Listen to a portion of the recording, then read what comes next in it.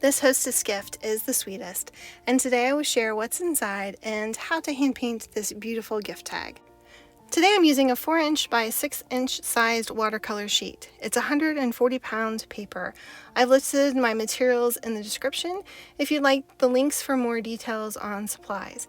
I usually prefer to paint my showstopper florals in the center of my paper first when I'm making a bouquet because they take up the most room and are typically what the eye is drawn to first. I'm using a peony shaping today, and I'm dipping my brush into my Indian red color. I've not used this color very often, but I'm super excited about how lovely it is as a fall color. My color choices today are very earthy. This is for Thanksgiving, and I'm gifting it to the hostess of our family dinner. So hopefully my mother-in-law doesn't view this video before Thanksgiving, or she will receive a sneak peek at her hostess gift. I have several tutorials with peonies, and you really just start in the center and work out, making some deeper petals, lighter petals, darker petals, just form petals until you get a general shape. They're pretty much C's of various shapes and sizes, and I do love the color variation here, just using the same actual color but the different tones, some lights and darks here, make for great depth and something pretty to look at.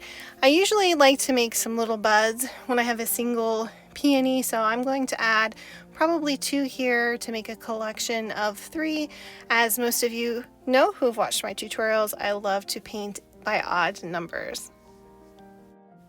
Next, I'm wetting my cad red hue to add some orange flowers around my peonies.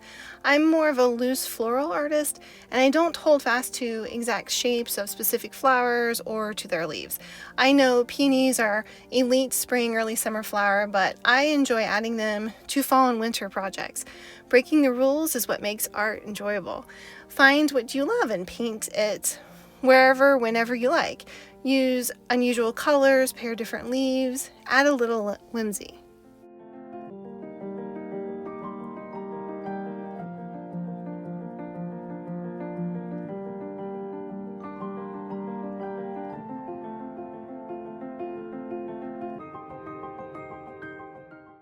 Before I add anything else, I'm going to go ahead and add the stems and leaves to what I've already created. You can tell I'm using my favorite green because it's almost out. This is an olive green. I replaced the sap green container that originally came with my palettes with a tube olive green a while ago.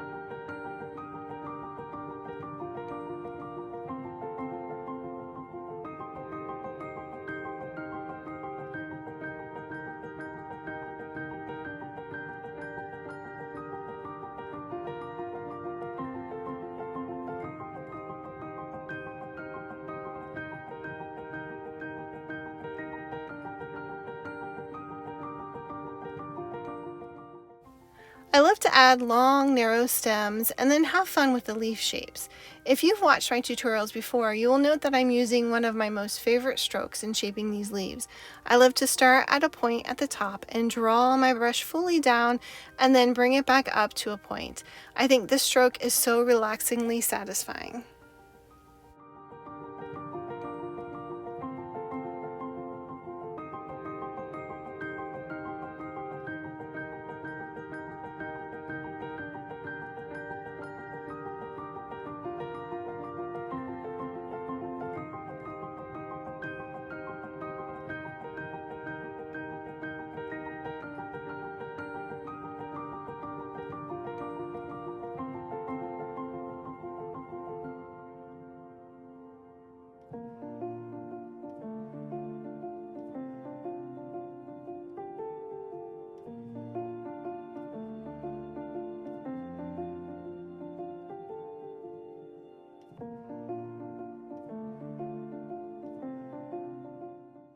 Next, I'm shaping these buds by adding some green up and around the base of the bud. You'll note I'm working a little faster on this project while it's still wet so that I can get some of that organic bleed between the different colors here.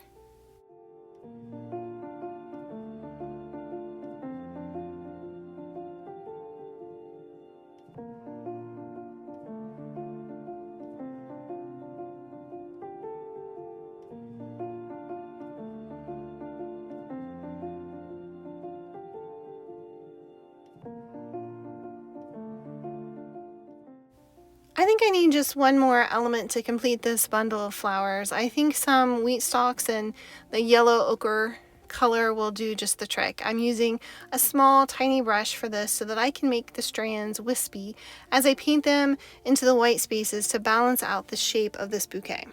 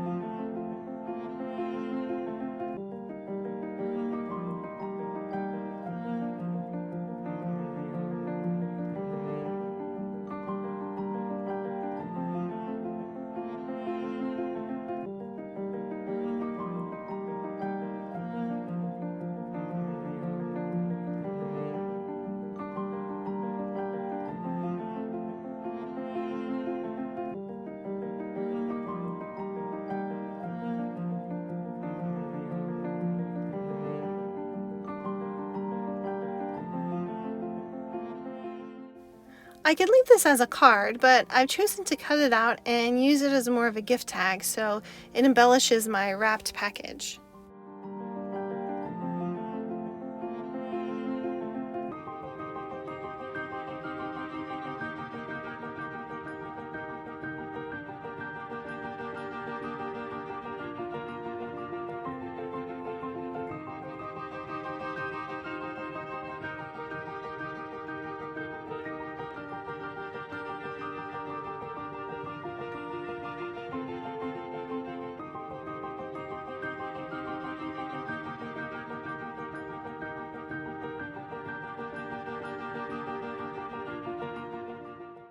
After my painting is completely dry, I'm going back in with smaller scissors to cut closer to each flower because I just think that that looks so pretty and charming.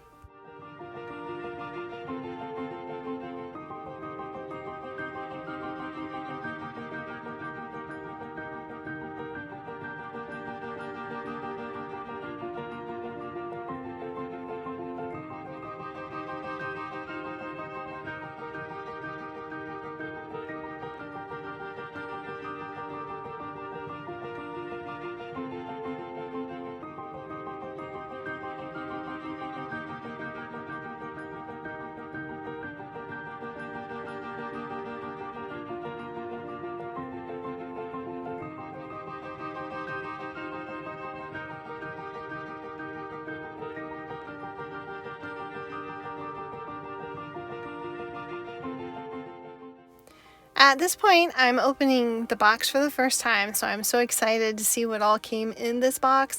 I've linked it below. I chose this one for the variety.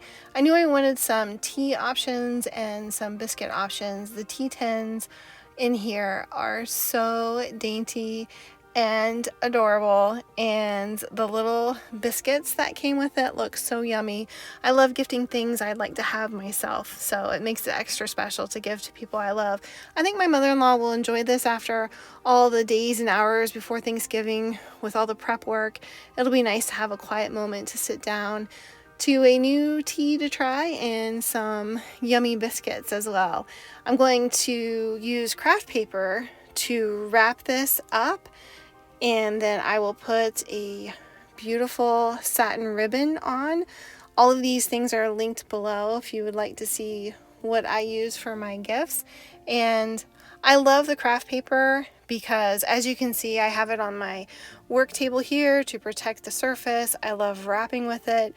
I'll put it across our dinner table for birthdays. I love to write little notes on it for birthday guests, and it's just very versatile. And if you buy a jumbo roll, it'll last forever. It feels like not that long, but they do go very, very far.